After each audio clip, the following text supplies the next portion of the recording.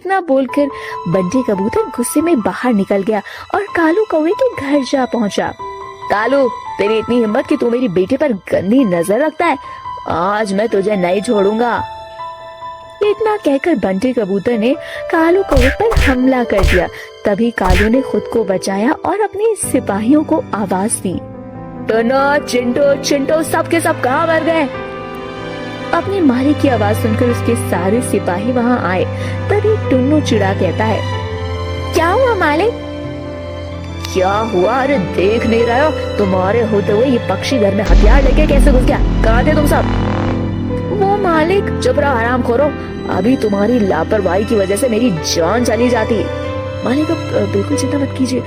अरे अगर मार मार कर इसकी खाल में भूसा ना मर गया तो मेरा नाम ही चिंटू नहीं। भूसा नहीं भरना है इसकी खाल में, इसको घर का रास्ता वापस ही नहीं दिखाना। इसने बहुत बड़ी हिम्मत दिखाई है कि मेरे घर में घुस आया। अब इसकी सजा सिर्फ और सिर्फ है मौत। जान से मार दो साले को और फेंका इसकी लाश इसके घर के बाहर। कालू के गुंडों ने बंटी कबूतर को जान से मार डाला। दूसरी तरफ चिंकी चिड़िया अपने पिताजी का इंतजार करते करते परेशान हो गई। अगली सुबह उसे अपने पिता की लाश घर के बाहर मिली तो वो फूट फूट कर रोने लगी। पिताजी, ये क्या हो गया पिताजी? पूरे जंगल को पता था कि ये काम किसने किया होगा, लेकिन कालू के डर के कारण सभी पक्षी चुप थे। उधर कालू का मन और भी ज्यादा बढ़ गया था। वो एक बार फिर से चिंकी चिड़िया के पास जाने की सोच रहा था। तभी कालू के फोन पर चिंकी चिड़िया का फोन आता है। मुझसे गलती हो गई साहब, आप जो चाहते हैं मैं वो सब करने को तैयार हूँ। आप जैसा चाहेंगे मुझे वैसा करूँगी। मुझे अपने पिताजी की तरह अपनी जान नहीं गंवानी, मुझे जीना है। आपका जब मन करे मेरे घर आ जाइएगा। चिंकी चिड़िया की बातों को सुनकर उसकी आंखों में चमक आ गई। चिंकी के घर के लिए निकल गया।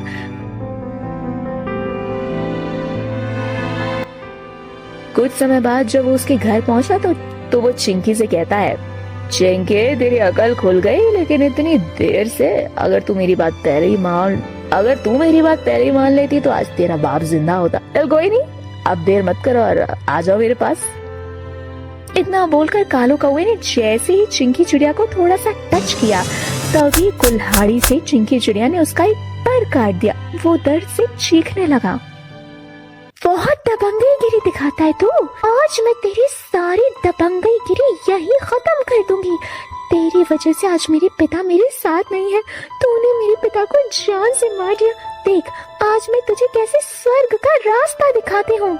इतना बोलकर चिंकी ने एक बार फिर से कुल्हाड़ी का वार कालू कौवे पर किया। कालू कौवा इस बार अपनी जान बचाकर घर से बाहर निकल भागा। आगे आगे कालू और पीछे पीछे चिंकी। पूरा जंगल यही नजारा देख रहा था। कालू के गुंडे भी यहाँ वहाँ जमा हो गए, लेकिन चिंकी चिड़िया का रुद्र रूप देखकर किसी भी पक्षी को उसके सामने आने की हिम्मत नहीं हुई। भाग कालू, जितना भागना है उतना भाग, लेकिन आज तो अपनी मौत से पीछा नहीं छुड़ा पाएगा। आज मैं तुझे जान से खत्म कर दूंगी। भागते भागते कालू रुक गया और थक गया और चिंकी चिड़िया से माफी मांगने लगा। मुझे माफ कर दे, मुझे बहुत बड़ी गलती हो गई। गलती? तूने गलती नहीं, पाप किया है और पाप का अंजाम मौत होता है।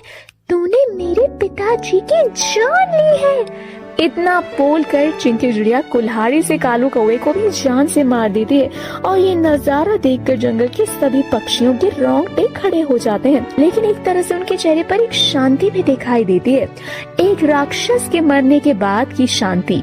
और यही शांति चिंकी चिड़िया के चेहरे पर भी थी।